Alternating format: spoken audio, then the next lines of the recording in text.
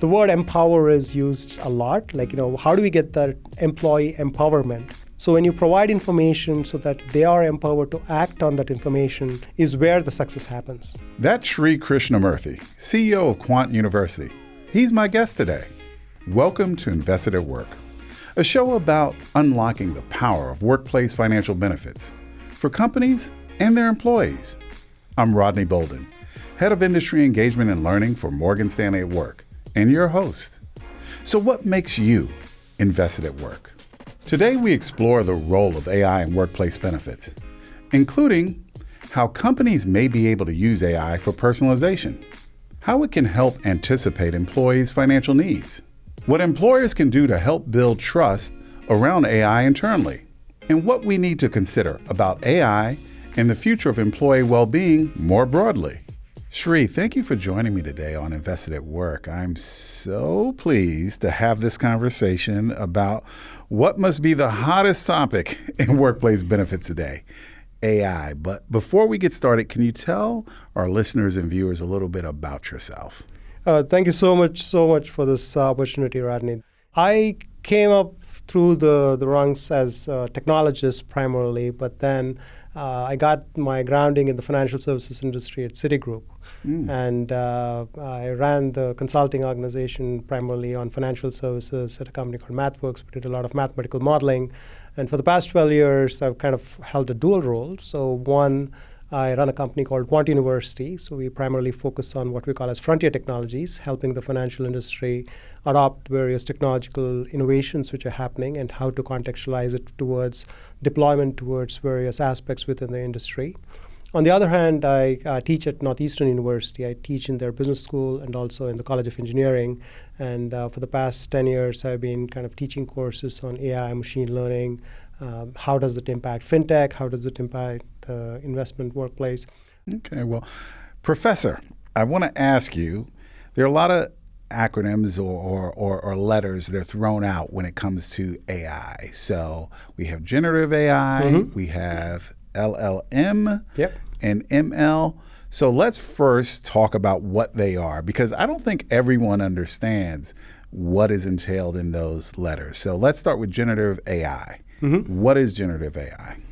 Okay, so I'll try to keep it simple as possible. I don't want to use a lot of technological jargon. So when you think about a database, right? So when we do a search or when we think about a database, what we are doing is we are putting in what's called as a query. We are searching for certain things or we are asking for certain information. And there's a database on the back end which has that information. And you get back that information. That's basically what's called as retrieval, right? In generative AI, every time you enter something into ChatGPT or any other platform, if you will, an answer is generated for you. So there is no database wherein your answers are pre-canned and put together, and you are basically asking for a question, an answer for a question, and you are basically getting a generated answer. So this whole area of how do we build models so that you can generate things on the fly is basically what's called as generative AI. And that could be as simple as an answer to a question. It could be you saying, draw a picture of a cat eating a cookie and you getting a picture of a cat eating a cookie. You can ask for, say in a British accent, this particular line, and a voice generator is going to basically generate that in a British accent. All those are examples of what I call as generative AI things. Gotcha. Yep. So you use the word model. So let's talk. Is it large language models? Is that LLM? Yeah. What is that? So let me kind of talk about machine learning first before we can talk about large language models. Okay. So when you think about machine learning, traditional machine learning, this is like going back to my graduate school days, right? So when we did not have a lot of data and we wanted the models to basically learn from those examples and basically be able to deduce or come up with answers based on the information and the training, as we call it, provided before. So think of it as like, if I'm building a credit risk model, I have historical data of people's demographics and salary information, et cetera, and their creditworthiness may be something you've already noted.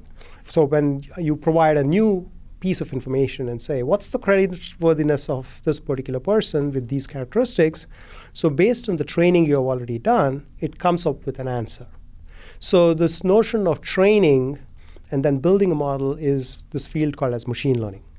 Now, this whole area was primarily geared towards what is called as structured data, which means that you see them as Excel sheets, wherein you have a lot of columns with of information, and you are providing these columns and saying that this last column is either the answer or a number. If it's a technique wherein we are going to be predicting a credit score, let's say, so we are predicting a number. Or if we wanted to do a binary decision, should we give this person a credit card, yes or no? That would be what's called as a classification. So you would build these models primarily with structured data. And that field was predominantly what was called as machine learning, wherein you have some historical training examples and you are developing your outcomes based on that. Now, what happened in the last 10 years or so is people have been leveraging what is called as unstructured data or free-flowing text to build these models. And they're sourcing data in large quantities from the internet and training these models with really large amounts of data. And they are building models so that it can actually respond to you in fluent English or any other language. So the responses are much more human-like. So when you have a conversation with an agent or you have a conversation in ChatGPT, when you ask a question, you are not getting back an answer as a yes or a no or just a number. You are getting back a complete sentence, a sentence which was as though structured by a human being, even though there are no human beings sitting behind the scenes and creating those answers for you. So that whole model, which has been trained on large amounts of unstructured data, is what's called as a large language model. Large being which has been sourced from the internet, really large amounts of data. I'm pretty sure I confused you quite a bit with all these jargons out there, but just to give you a little bit of the lay of the land. No, I mean, that was actually quite helpful because the difference between structured and unstructured data was something I've never really heard anybody talk about. Now I understand where some of those hallucinations can come from in unstructured data versus structured data. So that actually was very helpful. So a few years ago, Morgan Stanley worked at a survey with SHRM of workers. And what was interesting about one of the findings is that over half of workers said that they want more personalization within their benefits. So benefits like financial planning, financial education, equity compensation. What are some ways AI can be used to deliver that personalization within the benefits? Yeah, so that's a great question. It's probably a discussion for a couple of hours. And then there are what are called as, dreams and aspirations of what we want these applications to do. And there is a reality of what they can do at the current state of the art, right? My rule of thumb is look at it in like 3 dimensions, okay? One is being proactive. Proactive could be in a way wherein we already have the information in the databases, right? So someone's applying for paternal leave or maternal leave. So we have a new identifier that this person is going to have a new addition to the family.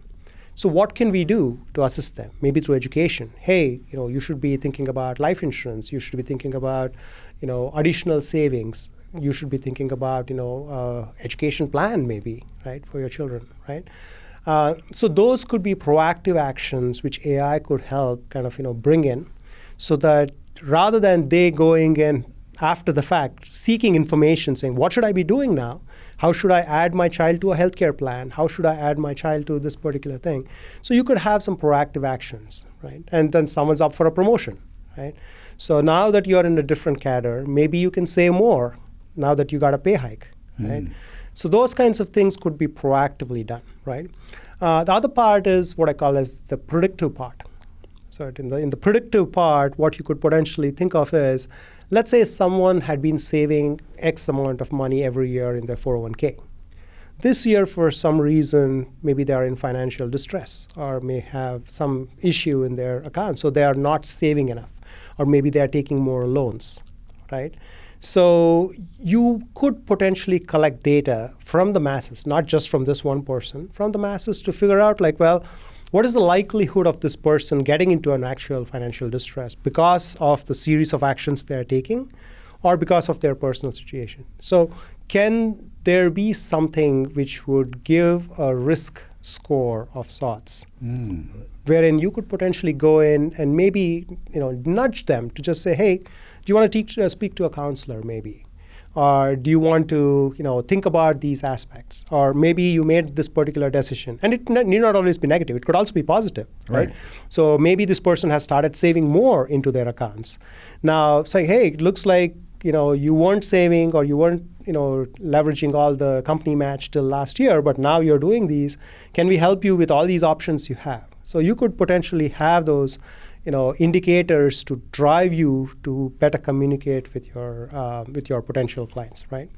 The last one I would call is interactive. Because right now, we ask a lot of information and we just provide the tech support-like interfaces when we are trying to solve a problem and move on.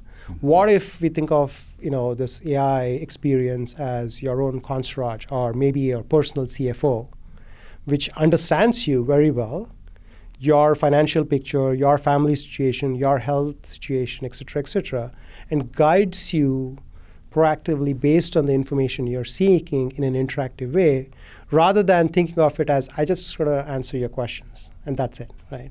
So I think those are some of the dimensions you can look at it in personalizations, being proactive, thinking about predictive aspects of it, and also thinking about this interactive aspect. How can we make the experience much more human-like?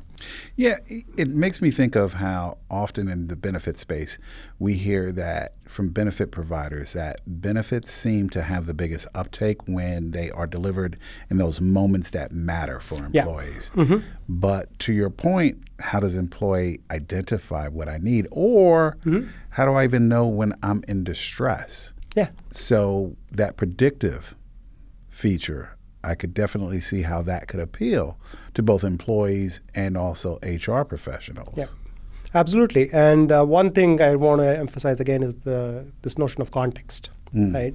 So, if you really wanted to deliver services in the moment of need, you got to understand the context of this person, right? It's not going to be easy to generalize the same experience to everybody because everybody isn't going to be in a different state, based on different situations, their life situations, based on what their aspirations are, how they are growing in their careers, what's happening in their world. The problem today is most of the information is in silos, right? So getting that information in the moment of need is hard, is one thing. Secondly, when you look at offerings, right? Offerings are also in silos. Yes. Right? So when you think about your HSA, your retirement, your financial wellness, your financial education, those are basically a catalog of offerings, and they are not interconnected, right? Many a times, right? So that's when someone who's kind of going in will feel like, well, I made this decision in here. I also made a decision in here. But is that the optimal decision? Should I be combining both in certain proportions, right? Or am I over-investing in this particular account and neglecting this other account, right? So that moment of need experience would come in when you really understand the context and you break down those silos so you provide that coherent picture, right? So that's where machine learning could potentially help. Now, you don't need to do it person by person. That's where having a mass amount of data wherein you can potentially collectively learn from the masses to say, when can you actually make an experience better because you're combining all these aspects, right? The other aspect is this notion of temporal things, because people are not going to be static. When you think about a stage of life, that's not going to be there forever, right? If there's distress, probably it's a short-term thing. If there is, somebody got a promotion, well, that's a switch from one state to another. Right? So how do we capture this temporal nature wherein people are changing and progressing through their careers, life is happening? So how do we kind of understand those either inflection points and maybe even codify those? It may not be so personal for them, but in general, if someone's having a baby, how about we provide this cluster of offerings for them? That way they know what to expect, what are the avenues, what are the offerings, et cetera. But also you can potentially think about, here are the various things we could do in a packaged way, but here are the options you can have if you want more personalized things, right? So the context, breaking down the silos, and making that experience much more human-like. The word empower is used a lot. How do we get that employee empowerment? So we are providing the information to the users, expecting that they should be consuming it, right? But when information is provided, but the consumption is one part. The ability to act on the information is the other part. So when you provide information so that they are empowered to act on that information is where the success happens. And breaking down those silos will enable them to say, oh, now that this is being offered just because this is the cause. I'm having a baby, that's why they're making these suggestions to me. So that's why I should be acting upon these particular things. So that'll empower them to take those decisions, because ultimately it's about taking the decisions, not just about information. And you're so right about this whole silo thing, because oftentimes we'll see somebody that will take a series of financial education classes, but that person probably also needs some financial planning advice as well. Yeah. But they may not know it's available. They may not feel that it's for them because whatever income level that they're making. Can AI help them in that situation, and how so? Yeah, so that's a great question. I mean, I'll tell you some of the things we are doing. We do a lot of educational programs, and we have been building a platform called as the Q Skill Bridge, which basically automates some of the content creation contextually to end users. So we are trying to profile, based on the profiles of the people, kind of giving them and meeting them at where they are, right? So because someone may have a PhD in finance and they don't need to have an introduction to financial instruments. Right. But someone maybe have an entry-level job, maybe trying to understand what are these retirement plans, what should I be doing, I'm just 21. Even if you provide everything, the whole library is available to everybody, right? It's basically like saying, here's the library. It has all the information you need, right? You just need to go and consume it. Exactly. Here's an encyclopedia. Exactly, right? So that won't really help. So AI can potentially help in learning from your interactions, the kinds of questions you ask. So if I tell you a little bit about stocks and bonds and mutual funds, and if you're asking more questions about it, or if you don't really get what I'm saying, then I could potentially adapt to say, okay, how about I give you, do you want to know more about these? So that making that more, in a non-intrusive way, interactive, but getting them the information they want, right? But then we're also using this notion of clusters, because you don't want to get too personal when you're having these instructions, these interfaces, because now people will be like, well, this is a bot, and it's probably knowing too much about me, kind of thing. So we try to do these clusters, wherein, Gen Z, Gen X, right? And then, we also call it like explore, experience, and excel in terms of the levels. Explain that. So when we say explore, we tell you a concept. And we would ask you something like, do you want to know a little more about this? So you are probably in an exploratory mode, wherein you don't know what a 529 plan is. You're just wanting to know what a 529 plan is. You're not ready to actually take an action. The experience is basically, well, you're interested, you want to know the options. How does it work? Maybe some scenarios. How would someone 45-year-old would potentially act upon it, right? Excel would be customized, very specific for you, wherein you would go in and say, hey, here, as per your plan, these are your options. These are the providers. If you want to get started, here's the application form. This is the next step, and take you through the whole process so that you can act upon it. Yeah, I think of it almost like a ladder, where sometimes you're on a ladder and you only need to go so many steps up to get what you need from the cabinet. Right.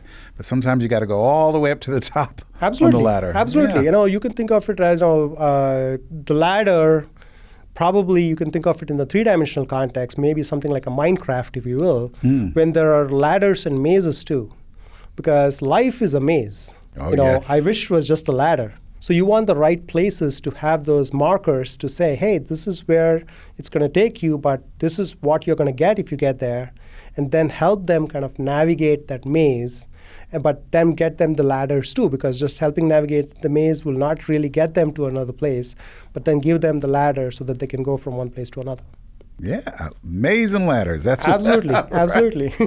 So now, let's go back to empowerment. AI potentially can empower employees in the workplace benefit space, but according to the Employee Benefit Research Institute Greenwald Research 2024 Workplace Wellness Survey, just under half of employees say that they trust and are comfortable with AI-powered workplace benefit recommendations. Yeah. So in light of employers looking to adopt some of these solutions that you talked about around AI and workplace benefits, what do you think employers should be doing to get employees more comfortable with AI within their workplace benefits? Yeah, that's a great question. I mean, anytime there's a new technology, you will always see, this fear, what's going to happen, right? I mean, when the internet was, new, we would hesitate putting credit card numbers and buy stuff. And today we are ready to click our phones, show our devices, and just keep buying stuff. There is some amount of, nervousness about AI. And the reason being, not a lot of people are formally, AI literate, if you will, right? People are picking up through YouTube videos, what's the media telling them, maybe just an experience on ChatGPT, but also hearing horror stories on what has happened due to AI. And people are a little skeptical on what's happening. And AI is also, as you mentioned, hallucinations. There are a lot of issues with AI too, security issues, hallucination issues, which is still going to, cause a lot of problems if we don't solve them in the right ways. Now, in the context of workplace enablement, right?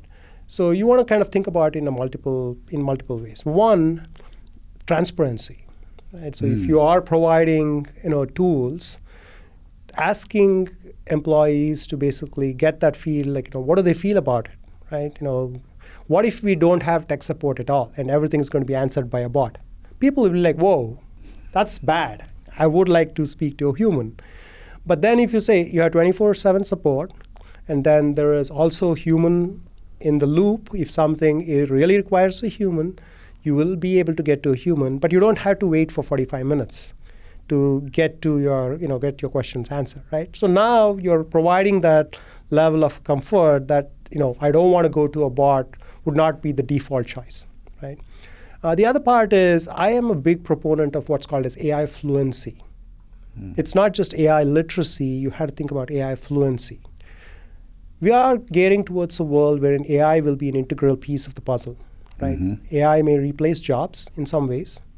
AI may empower us with decision-making tools wherein we are going to be leveraging AI quite a bit to do our work.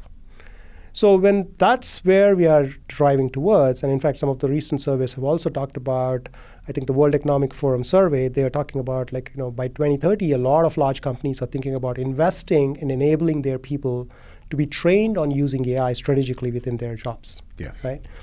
So what that means is companies should think about proactively thinking about AI fluency, which means how do you educate people, an end user, what their level of education should be, a developer, what their education should be in leveraging AI. The more they are comfortable with the design and the use cases which they're going to be using, then that, that reluctance will kind of go down on using AI, right?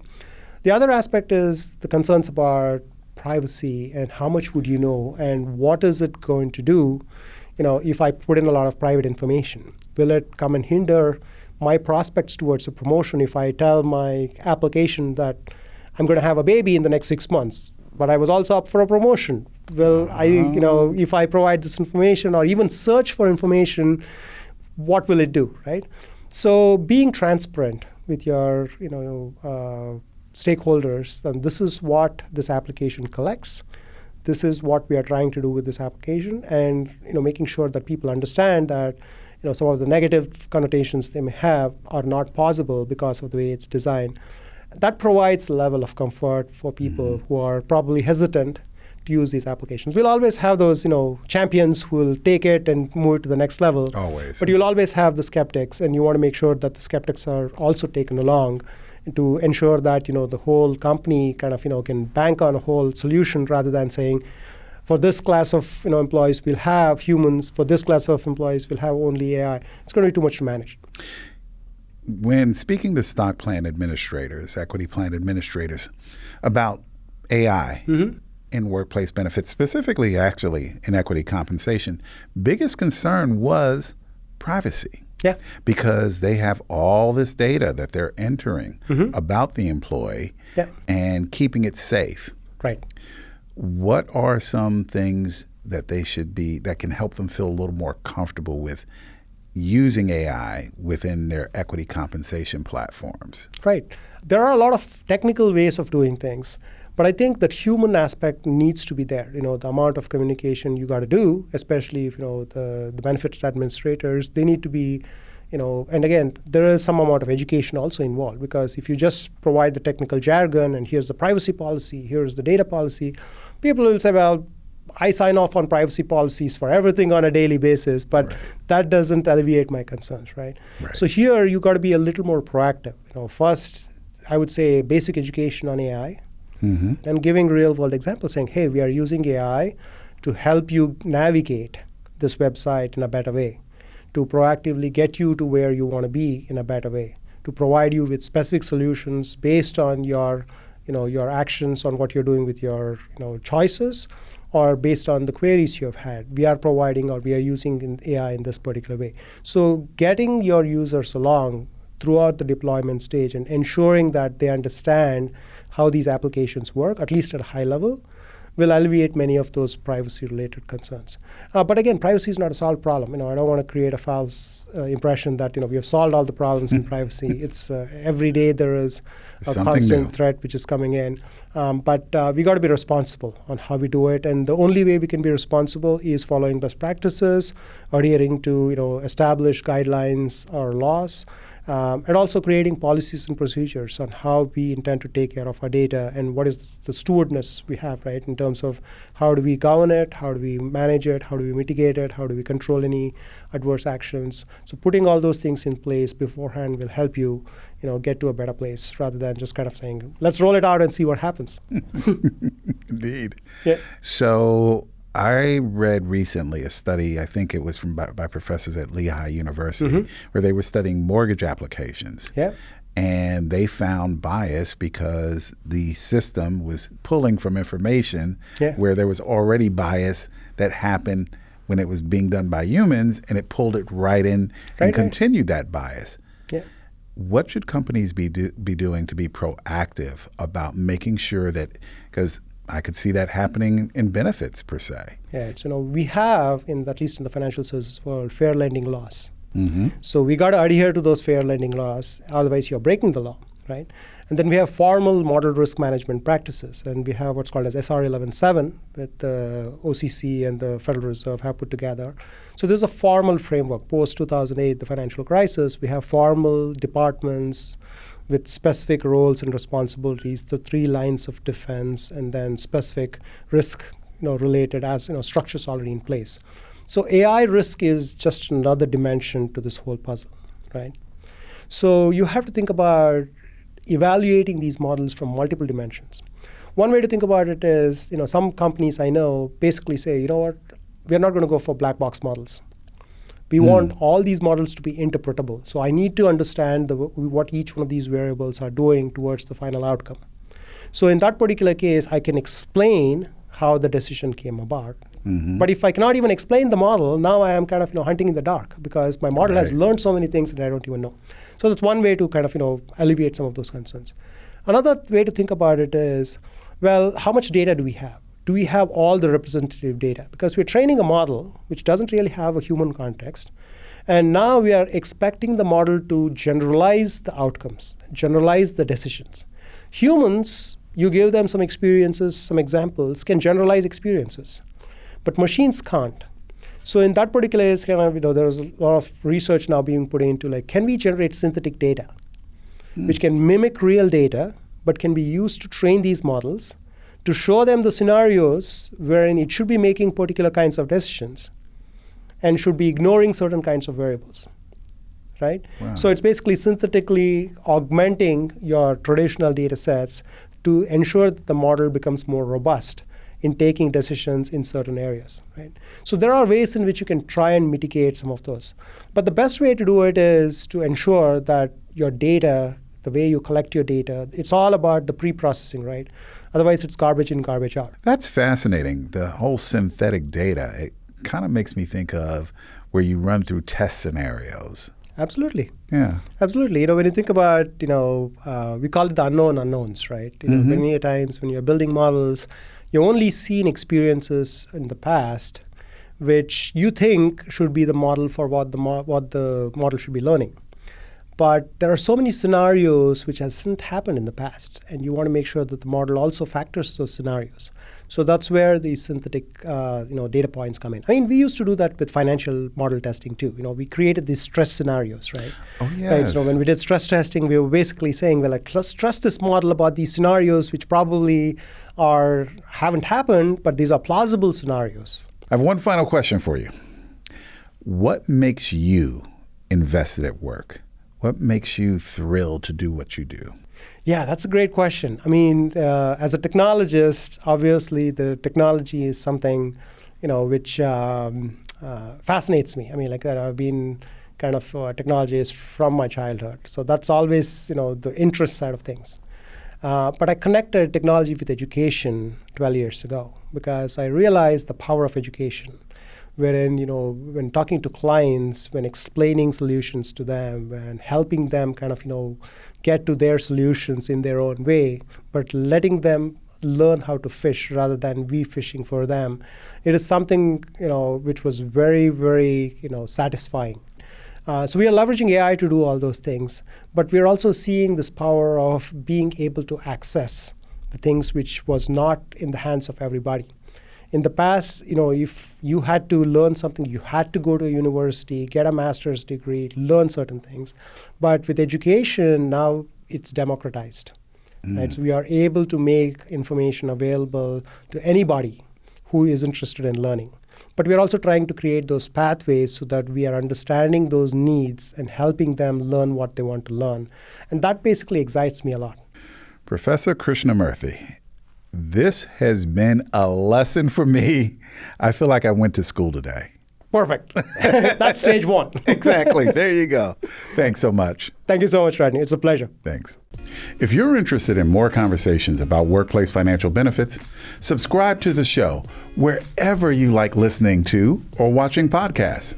If you hear something you like, please share it with colleagues and friends. And if you want to learn more about what Morgan Stanley at Work can offer, visit us at morganstanley.com/atwork.